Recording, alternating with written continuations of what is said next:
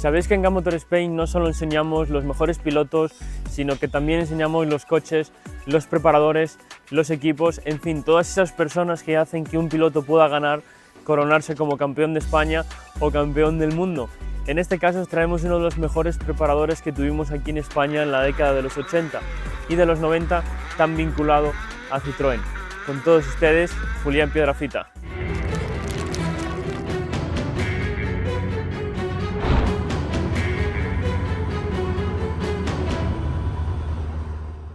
Creamos un grupo de música y estaba ahí indeciso entre la música y los coches, pero enseguida me di cuenta que lo que me apasionaban eran los coches, ¿no? Y ya empecé desde ese momento a devorar todo lo que podía de literatura referente al automóvil, tanto de la física aplicada al automóvil pues como de la competición, ¿no?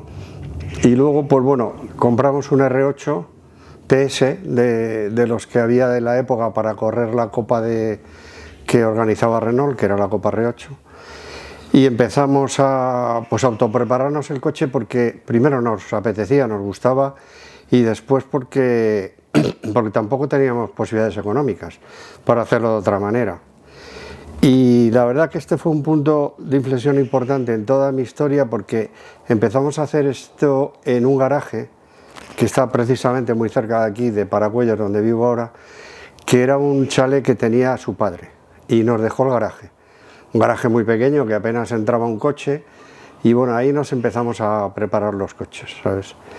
Primero nos hacíamos los nuestros y luego pues eso fue derivando, fue creciendo, ¿no? Que acabó la Copa Renault en ese año, en el 76, creo que fue la última Copa R8, y entonces salió la nueva Copa Renault, que era la Copa R5, R5 Copa.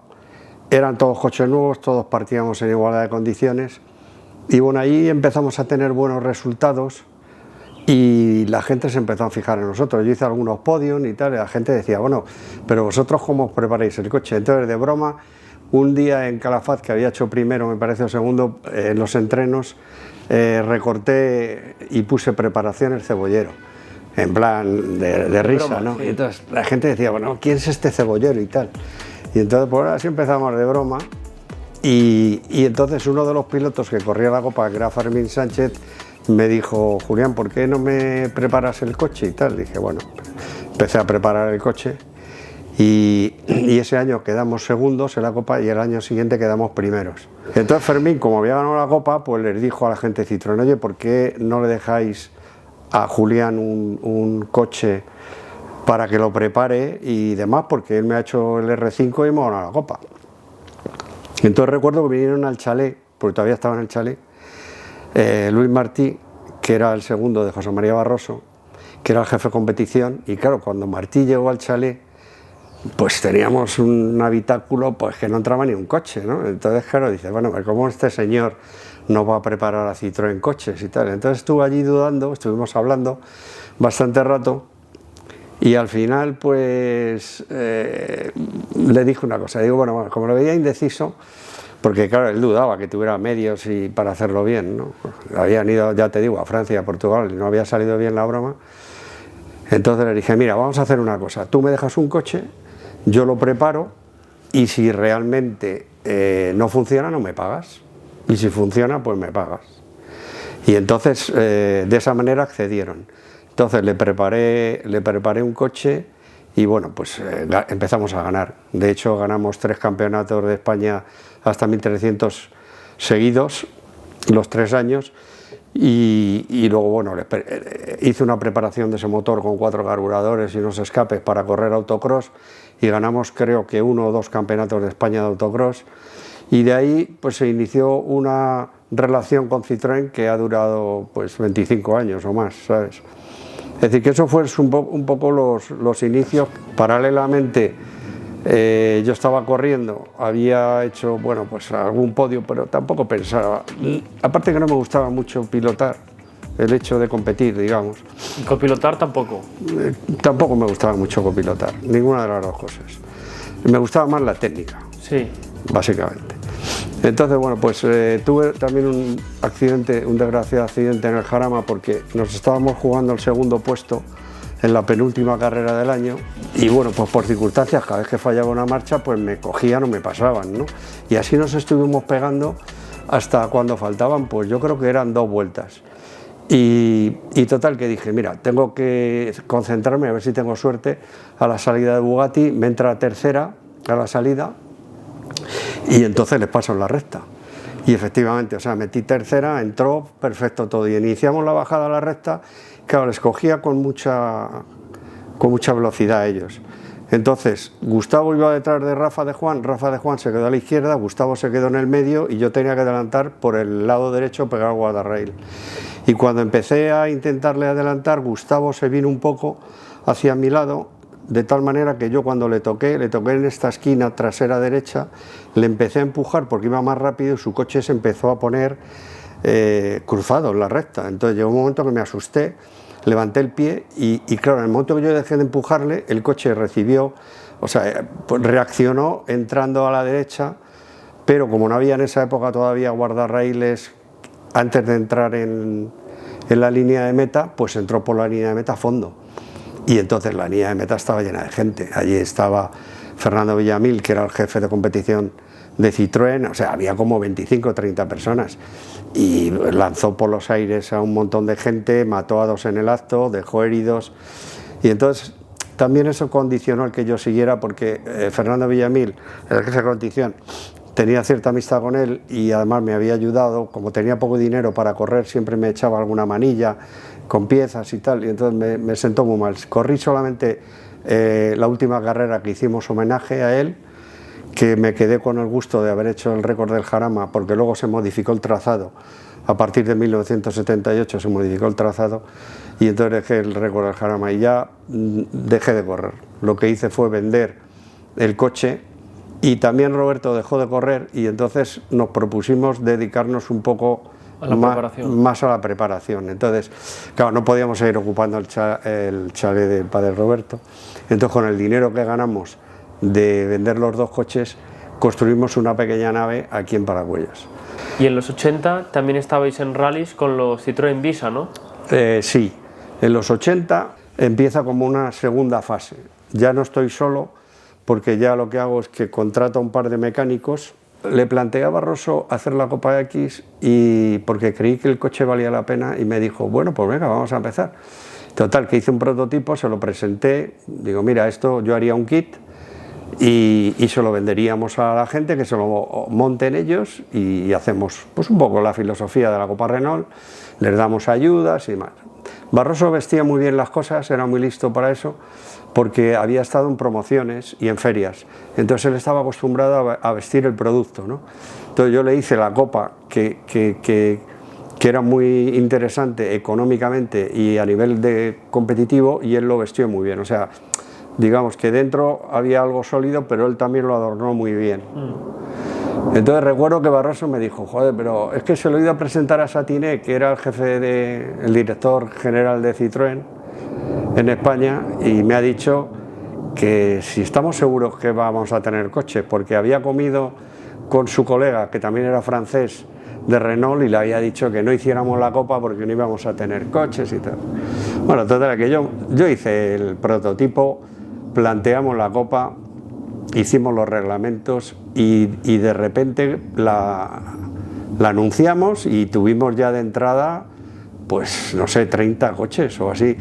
Entonces se lo dijimos a Satiné y dijo, pero 30 coches, y me había dicho mi amigo de Renault que no íbamos a tener ni uno y tal, 30 coches. Bueno, no se preocupen ustedes, que yo les doy el presupuesto, total. A los pocos días teníamos 50 o 60. Y otra vez Barroso, claro, no tenía presupuesto para armar la Copa para 60, porque no estaba previsto. Entonces fue a Satiné y le dice, oiga, señor Satiné, es que tenemos 60 coches. ¿Pero cómo tienen ustedes 60 coches? Si habíamos quedado que no iban a tener casi ninguno. Pues sí, están vendidos los kits y tenemos firmados y comprados los coches por 60 señores y tal. Bueno, pues venga, yo meto el dinero y tal. Bueno, así llegamos hasta 100 coches. Ostras. La primera Copa X tuvo casi 100 coches. Y entonces Satiné, pues claro, no se lo imaginaba que íbamos a tener esa respuesta y no solo la copiaron los franceses, sino la copiaron todos los países de Europa. Terminamos haciendo una reunión anual en la que venían los holandeses, los franceses, los portugueses, los italianos, ¿sabes? Y además corríamos cada año una final, digamos, de estas en un país. Fuimos a Holanda a correr a Zandvoort, fuimos a Italia a correr en Misano, fuimos a Francia a correr en Paul Ricard, en fin, la Copa X fue un éxito. Entonces, eso significó que Barroso, que había tenido una serie de líos internos en Citroën con la dirección, pues le dijeron que, bueno, que dejara prensa y se dedicara a la competición. Esto significaba que con el éxito que habíamos tenido en la Copa, querían crear un departamento propio de competición, ¿no? Hacer algo ya más serio. Dejé el taller de Vallecas, se lo dejé a uno de los mecánicos que tenía, que era Julio Castrejón, y yo me vine a la nave que tenía aquí pequeña con Manolo, que era el otro mecánico, ¿no? Y bueno, pues ahí empezamos seguíamos haciendo cosas, por supuesto, para otros proyectos, pero fundamentalmente para Citroën. Ya conocía a José Luis Aracil. Para mí eso fue también otro punto de inflexión muy importante, porque él aportaba a Piedrafita Sport, que la creamos en ese momento, esa parte técnica de ingeniería, y sobre todo él era muy experto en el tema de informática. Entonces yo quería dar un salto adelante y eso fue posible con la incorporación de Josete, porque a partir de ese momento, en el año 90, para que te hagas una idea, yo ya siempre estaba intentando conseguir la última tecnología punta que hubiera.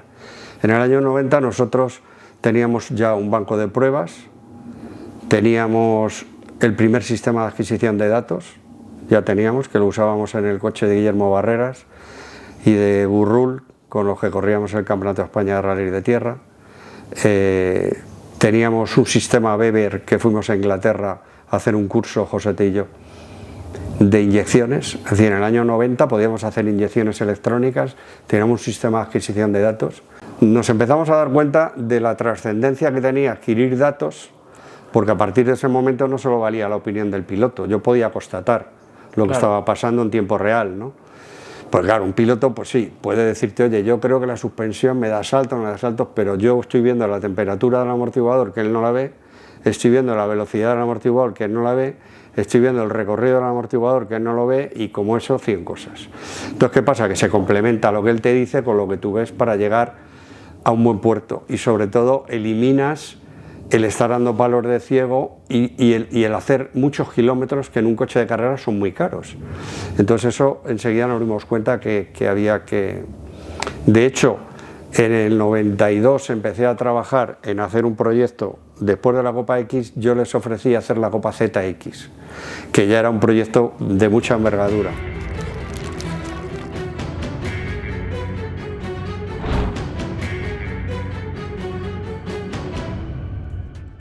Cuéntanos un poco cómo surge el proyecto del ZX.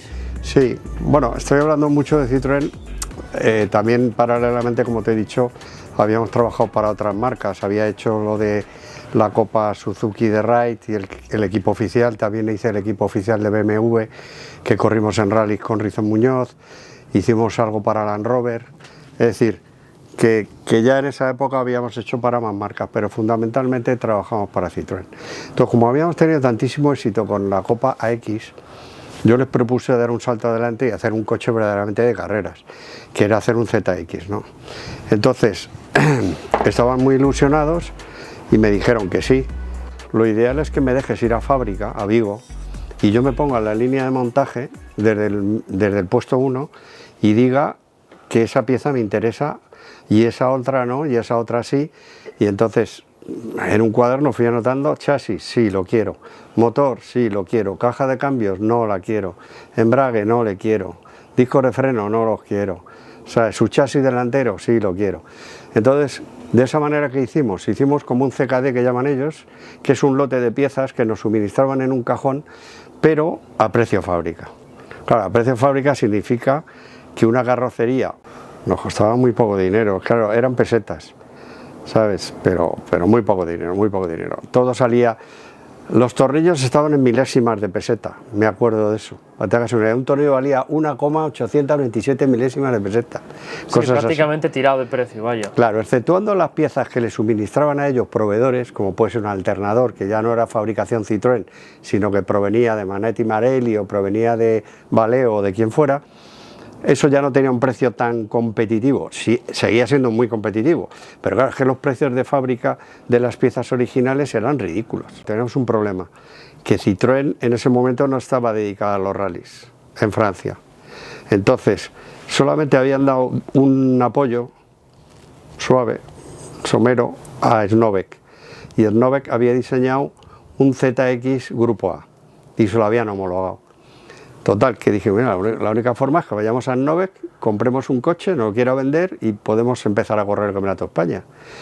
Total, que fuimos Luis Martí y yo a hablar con Snovek y al principio era un poco reticente, pero luego dijo, bueno, esto es un negocio, chicos, nos vendió un coche que resultó que tenía muchas cosas que no eran todo lo competitivas que nosotros esperábamos, tenía un tren trasero complejísimo, en fin, tenía una serie de detalles que yo dije, joder, ya verás tú cómo vamos a salir de esta, ¿no? Pero bueno, nos trajimos el coche para aquí y entonces teníamos que montar un equipo. Y yo le dije a Barroso, mira, cuando yo corría con Gustavo Trelles, siempre me decía Gustavo, aquí no corre ninguno, el único que corre es este chaval, el Puras ¿no?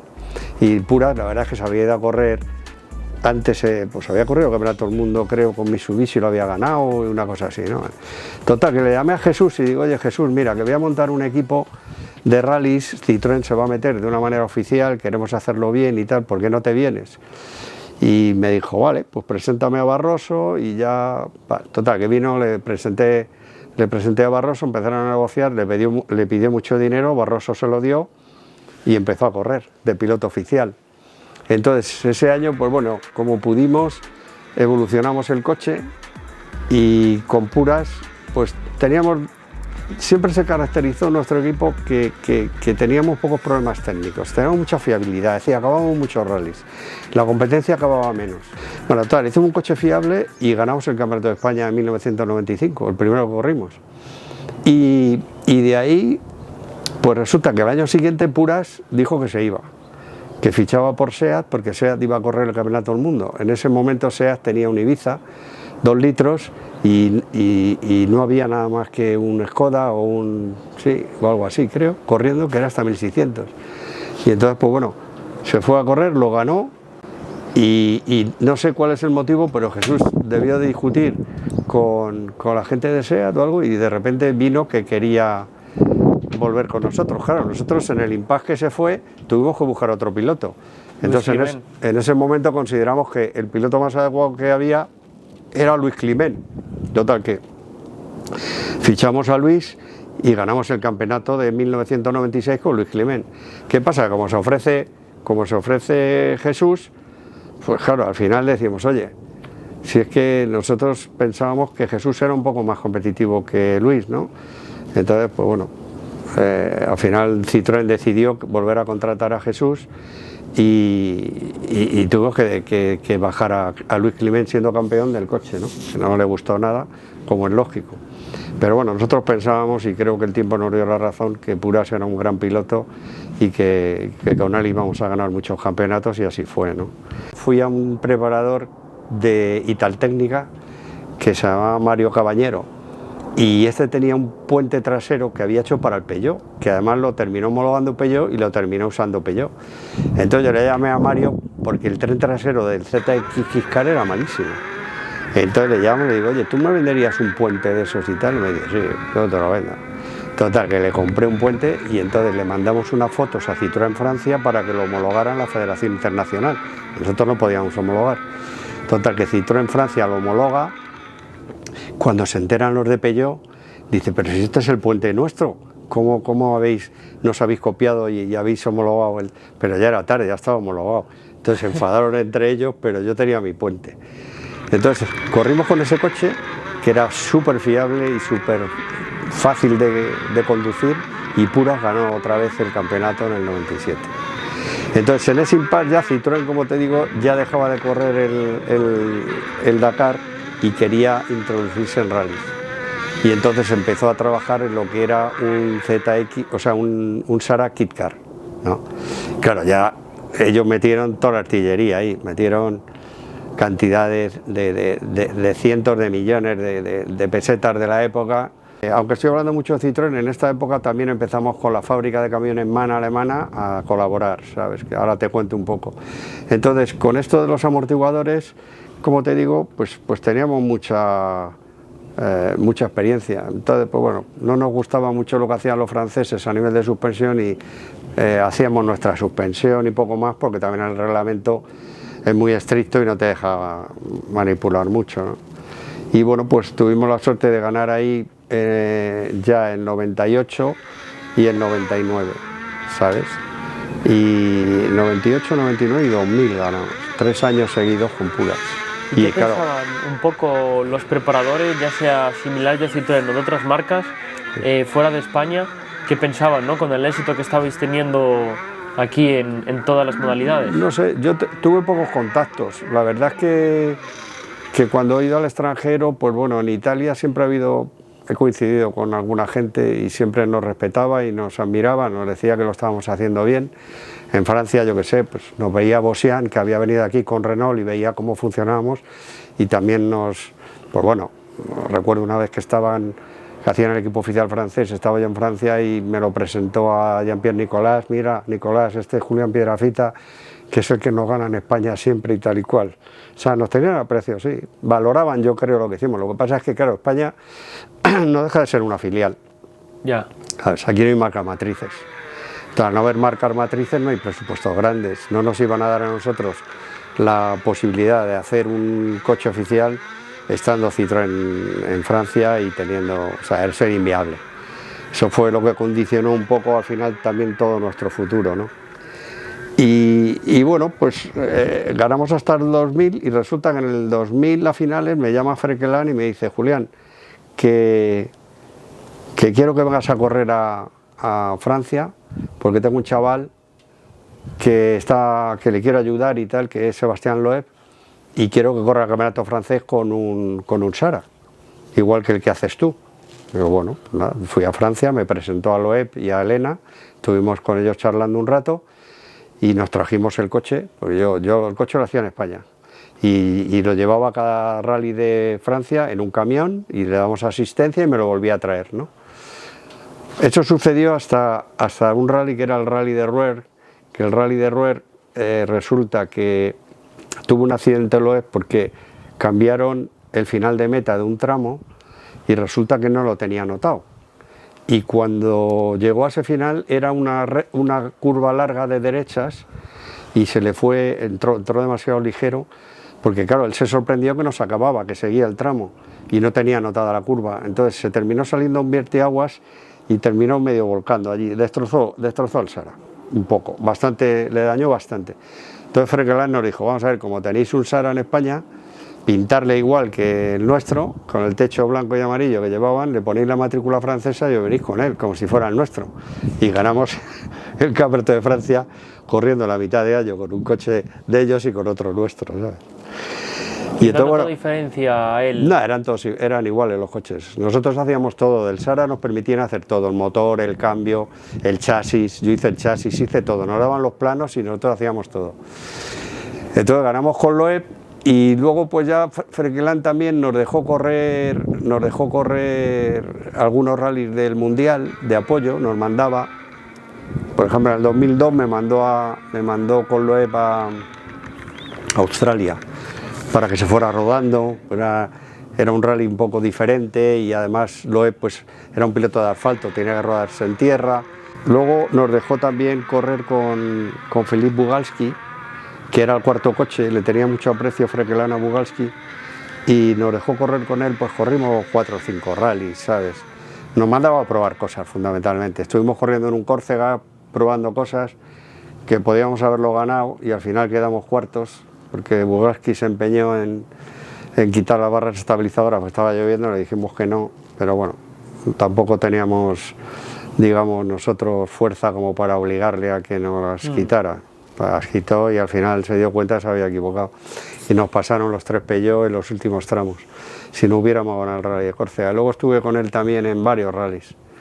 Estuve con Filipe en varios rallies, que luego el pobre tuvo un accidente casero y se mató.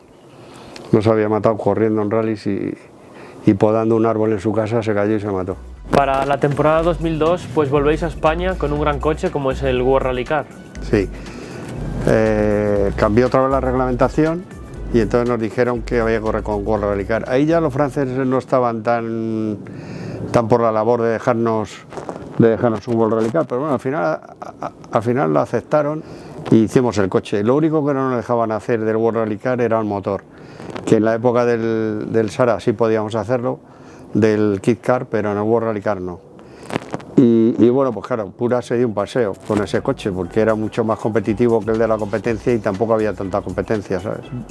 Le habían dado una oportunidad en Citroën con el Sara Kit Car, había ido a correr varios rallies del Mundial, pensaron que también era un piloto que merecía la pena darle una oportunidad, ¿no? De hecho en el Cataluña, que siempre hemos tenido muy mala suerte porque teníamos que haberlo ganado 2 años, pero bueno, siempre por pitos o por nefas, siempre ha surgido algún problema y nunca lo hemos ganado. O sea, al año siguiente, claro, ya tenemos que cambiar a Super 1600 y además cambiaba el modelo, cambiábamos a C2, el C2. Que era un coche un poco... Y el C2 ya era otro coche, primero era 20 centímetros más alto, tal, y luego hicieron una homologación desastrosa, porque como el equipo oficial estaba centrado en el Campeonato del Mundo con Carlos Sainz, con Loeb y con McRae, pues a un ingeniero que le habían deportado del equipo oficial, porque creo que el pobre se había equivocado un día en el cálculo de gasolina, había dejado un coche tirado sin gasolina, le pusieron a hacer el kit del C2. Total, el 15, cuando llegó el coche y lo empezamos a mirar, digo, ¿quién ha hecho esto? Si es que esto no hay por dónde cogerlo. O sea, era el anticoche. Digo, es que... Entonces fui a Barroso y le digo, oye, mira, hemos ganado todos los años que hemos corrido, pero este año no ganamos, ya te lo digo, ni locos, ni hartos Coca-Cola. Pero ¿y eso? Digo, no, pues este coche está mal hecho, macho, tiene todas estas cosas mal. Bueno, dame una lista y tal. Como era mi cliente, pues yo le digo, mira, me parece que le puse 42 cosas que estaban mal hechas, que además algunas las sufrieron los franceses, porque se partían los trapecios traseros porque chocaban contra el chasis, y casi se mata Loeb y Sordo. Bueno, tenía unos fallos garrafales.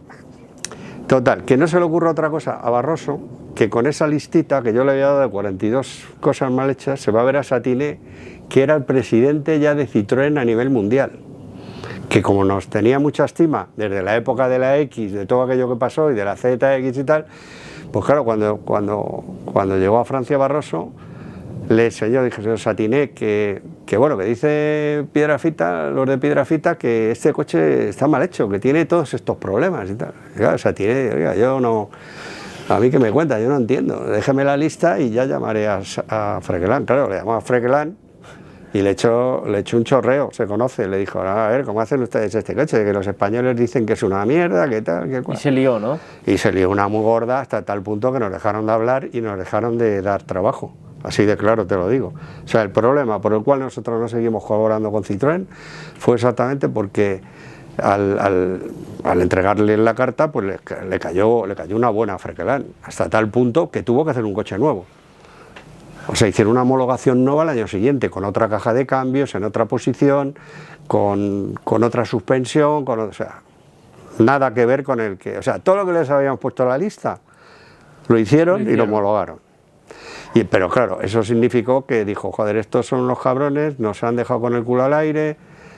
Bueno, total, que yo pensé que Barroso no se le iba a ocurrir ir con la lista podía ir a Frequelin a decirle, oye, Frequelin, que dicen los de Piedrafita que esto está mal hecho, que tal y cual, ¿no? En ese plan. Y Frequelin pues lo hubiera toreado, oye, pues mira, es que tenemos mucho trabajo, no podemos, a ver si nos ponemos de acuerdo y pasáis este año y lo arreglamos para el siguiente, no sé. Pero no, se fue a ver al gran jefe, no entendía de nada, pero sí entendió que aquello era una mierda lo que habían hecho. Le llamó a Frequelin y dijo, oiga, ¿ustedes qué pasa? ¿Son tontos o qué? ¿Hacen un coche que no vale para nada? Y entonces Frequelin a partir de ese momento es que ni nos cogía el teléfono, ni nos hablaba, ni nos dio trabajo. Porque nosotros íbamos a haber hecho el equipo satélite del Campeonato del Mundo, que después se lo dieron a los belgas. no me acuerdo cómo se llama el equipo, RAS o no sé cómo se llama. Bueno, total, que ya, la verdad es que ya empezaba Citroën y el mundo a estar muy convulso, ¿no? Empezaba a haber problemas y Citroën ya me vino a decir, oye Julián, vamos a correr, o sea, a final de ese año, como Fuster no podía ganar porque el coche era muy malo, pues dijimos, mira, nosotros habíamos ayudado a Sordo, que le ayudaba con un coche autogomas, y Josete, que era el que llevaba ese coche, nos dijo, oye, este chaval es muy bueno, ¿eh? El Sordo este es muy bueno. Digo, bueno, pues le dejamos, como no podía ganar Fuster, le dijimos, bueno, pues que los 2 últimos rallies los corra Sordo. Total, que corrió Sordo los últimos rallies y lo ganó. Pero bueno, también habíamos hasta ese momento mejorado el coche inicial. Aunque en esos 2 últimos rallies no cambiamos nada, pero bueno, la verdad es que Sordo era muy rápido, ¿no? El tiempo también nos ha dado la razón a dónde ha llegado Sordo. Entonces, bueno, Fuster se enfadó con nosotros y tal. Digo, siempre estamos con las mismas, ¿no? Nosotros tenemos que velar porque consideramos que es más competitivo para poder ganar.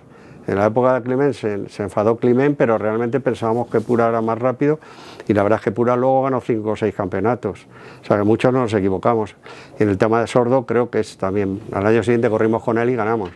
Y luego ha sido un tío que ha corrido el campeonato del mundo y yo creo que tenía todavía más recorrido del que ha hecho en el campeonato del mundo. Lo que pasa es que, bueno, las circunstancias o... Ya se lo dije yo, que para mí, no sé, yo creo que se tenía que haber llevado un ingeniero mío, que era Luis Barrada, que lo tenían mucho aprecio los franceses, porque también era ingeniero, aparte de ICAI, por la École Centrale de París, hablaba bien francés.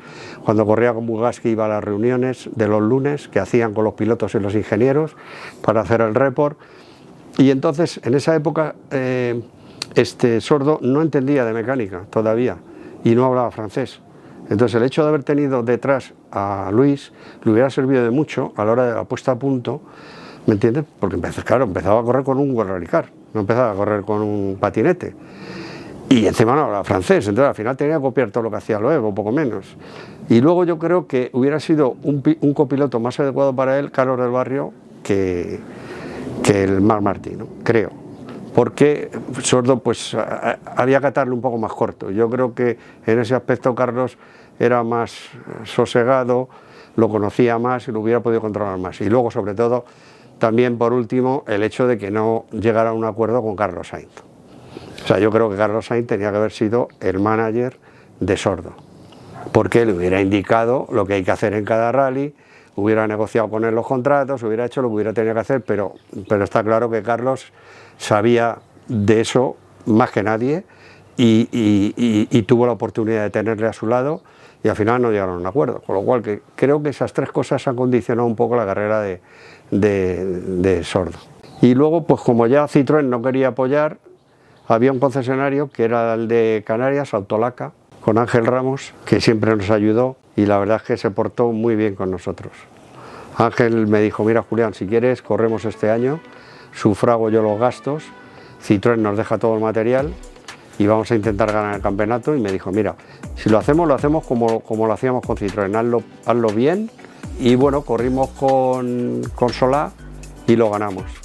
Y otra vez cambio de reglamento, estábamos con los Super 1600 y ahora los Super 2000. Claro, ya Citroën no tenía Super 2000, ni que estaba el equipo oficial y ya, pues bueno, le dije a Ángel, si quieres intentamos correr con el coche con Vinyes, ¿me entiendes? Intentamos correr con Vinyes, pero claro, es que no era imposible, ¿me entiendes? Lo que he tratado era tener un equipo de gente a mi lado que fueran todos excepcionales, tanto profesionalmente como personas. Y en el momento que lo reconocía, no dejaba que se fueran, ¿sabes? Y de esa manera me llegué a quedar con 6 ingenieros, ¿sabes? Entonces, para que no se fueran, había que tratarles bien, había que pagarles bien y había que darles proyectos y que les incentivaran técnicamente, ¿no? Y entonces procuré hacer eso. Y dentro del apartado de la parte económica, lo que hice fue crear una empresa dedicada al software y a la electrónica, sobre todo al software, que es Movired 2000, que esa empresa lo que hice es crearla poniendo yo el dinero y les regalé a cada ingeniero un 5% para que no se fueran, ¿sabes? Y les dije, luego en un futuro, si queréis, yo no quiero quedarme con esta empresa, os paso más acciones y la continuáis vosotros como paralelamente a Piedrafita, pero siguiendo en Piedrafita. Todos esos ingenieros son los que se han quedado con Piedrafita, para que te hagas una idea. Menos Josete, que ya también se ha ido de Piedrafita, pero se quedaron todos, se quedó Josete, se quedó Luis Barrada, se quedó Gorka Aracil, se quedó Christian Ackenbauer, que era un ingeniero alemán que tenía, se quedaron todos. Lo que hice fue, aparte de esa diversificación, antes había hecho otra.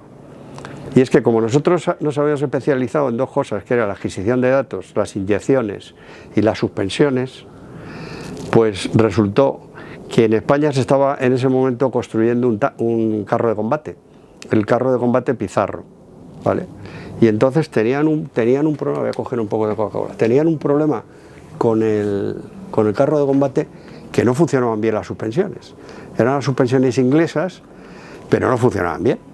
Entonces, bueno, o eso se imaginaban. Entonces yo les ofrecí, digo, ¿por qué no os pongo la adquisición de datos que tenemos y verificamos que efectivamente el problema está en los amortiguadores o en qué otra parte del blindado? Bueno, Julián, ¿qué es para ti lo más gratificante de todo lo que has hecho a lo largo de los años?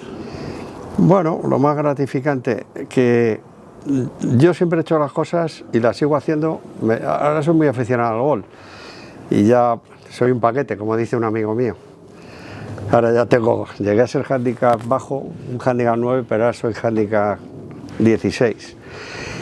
Y muchas veces le digo a mis amigos, a mí no me gusta ganar, a mí lo que me gusta es la consecuencia. Si gano es como consecuencia que juego bien, o sea, a mí no me gusta ganar haciéndolo mal.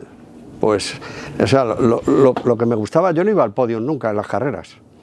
Es rarísimo que me veas a mí en una foto de un podio, porque lo que me gustaba era todo ese previo, ¿no? El tener el equipo trabajando con esa ilusión, con esas ganas, que no fallara nada. Entonces, toda esa ilusión se veía plasmada al final en una victoria. La victoria para mí era como un resultado, pero no es el fin en sí mismo, o sea, es el hecho de trabajar de una determinada manera. Y al haber tenido conmigo a gente maravillosa trabajando, que me han ayudado muchísimo a lo largo de la vida, pues te empecé a explicar desde el padre de Roberto, ingenieros que he tenido como Josete, los ingenieros que se han quedado en Piedrafita, que son los que dirigen ahora la empresa, que ha crecido mucho, porque ya son 60, 60 y tantas personas, están trabajando para todo el mundo y están considerados en ese área, pues han logrado, digamos, triunfar fuera lo que no logré yo, digamos, ¿no? Entonces, bueno, pues eso, el haber cumplido una pasión. Cuando empecé a hacer esto fue por pasión, me gustaba, le metí también hubo una época que trabajábamos mucho y le dedicábamos muchas horas, ¿sabes?, al principio. Y entonces, pues bueno, el ver los resultados que se van dando, que los cumples, pues esa es la satisfacción que te queda, el haber conocido a tanta gente interesante, ¿no?, en mi vida. Y bueno, lo que pasa es que luego, desgraciadamente, caí enfermo, ¿sabes?, tuve cáncer. Y ya pues te cambia un poco también la forma de ver la vida, ¿sabes? Tuve que dedicarme a curarme bien del tema y bueno, pues luego ya pues han cambiado mis prioridades, más es mis amigos, mi familia, mis hobbies. Me encanta muchísimo, muchísimo, muchísimo leer y estudiar. De hecho, bueno, luego estudié cuando terminé, que no había podido estudiar de joven mucho. Estudié primero Humanidades, en la época que era Historia, Geografía y Arte, era una carrera preciosa, que luego la han estropeado, y me licencié en esa carrera. Luego empecé a estudiar Ingeniería, que me gustaba terminarla, pero desgraciadamente es que tuve un cáncer y luego tuve otro de regalo, he tenido dos, un cáncer de colon y luego tuve un cáncer de pulmón. Y ya, como te digo, ya se te quita la gana. Luego, por otro lado, es que también te das cuenta que te cambian las prioridades y luego que el cuerpo vas notando los años, ¿sabes? Yo voy a cumplir 73 años y te das cuenta de que yo ahora me pongo a leer y cuando llevo media hora estoy cansado de leer, ¿sabes? Y luego retengo la mitad de lo que retenía antes. Entonces, pues bueno, te vas dando cuenta de que puedes hacer lo que puedes hacer, ¿no? Que todo. Lo que pasa es que muchas veces, claro, lo tenías que haber hecho con 20 años y no lo has hecho. Entonces yo me acuerdo, por ejemplo, también me gustaba mucho el tema de los aviones, me hice piloto privado y cuando me puse a volar, pues ya tenía 55 años, ¿no? Y entonces me di cuenta, digo, mira, Julián, olvídate, tú no puedes volar con 55 años, se puede volar, ¿no? Se puede volar y tal, digo, pero tú ya no tienes esa frescura, ni eso que hay que tener, ¿me entiendes?, que tienen los chavales. ¿No? Porque no la tienes, te pongas como te pongas. Y entonces, claro, ¿qué pasa? Que no lo has podido hacer cuando tenías 20 años y cuando luego tienes tiempo y algo de dinero, dices, pues lo voy a hacer ahora. Pero claro, por eso muchas veces yo a gente le digo, que me comenta, cuando me jubile voy a hacer no sé qué, voy a hacer no sé cuánto, digo, cuidado. Cuidado que no lo haces. Cuidado que no lo haces. Primero que llegues, después si llegas, en qué condiciones llegas físicas. Y después, aunque parezca mentira, es que no te apetece ya muchas cosas. Eso que te apetecía tanto cuando tenías 30 años menos, cuando llegas a los 70 ya no te apetece. ¿Entiendes? Te apetece menos viajar, te apetece menos... O sea, ese ímpetu que tienes y esas ganas de comerte el mundo, pues se te van apagando como te vas apagando tú, básicamente. Esta es la historia. Entonces, bueno, pues he sido feliz y me siento colmado con lo bien que me ha tratado la vida, pese a las enfermedades que te he comentado. Y tengo una hija maravillosa, una familia maravillosa, todavía vive mi madre, gracias a Dios. Y luego tengo un montón de amigos, ¿sabes?, de la época esa y nuevos que he hecho al practicar golf. No sé si habría algo más que te gustaría añadir a la entrevista, a los Nada, hombre, daros las gracias por acordaros de mí y por darme la oportunidad de expresarme públicamente y explicar un poco lo que hemos hecho en Piedrafita, porque claro, yo he sido uno más, ¿entiendes? Al final, aunque empecé solo, pero terminamos siendo un equipo de mucha gente y de gente muy competente. Como te he dicho, siempre primó para mí el crear un equipo humano de personas fabulosas en todas las áreas, y eso ha sido el triunfo de Piedrafita en la época de los coches y lo es ahora en la época militar. Eso es así, no vale de nada tener todos los medios que tú quieras si al final no tienes detrás un equipo humano que los maneje, porque las máquinas por sí solas no hacen nada, está claro, de momento. Un preparador súper mítico, súper histórico, que marcó historia en el automovilismo de nuestro país y que estamos muy contentos de dejar reflejados en los relatos de GAP Motor Spain. Así que nada, 2 semanas de espera para traeros un reportaje nuevo que estamos seguros que os va a encantar. ¡Chao!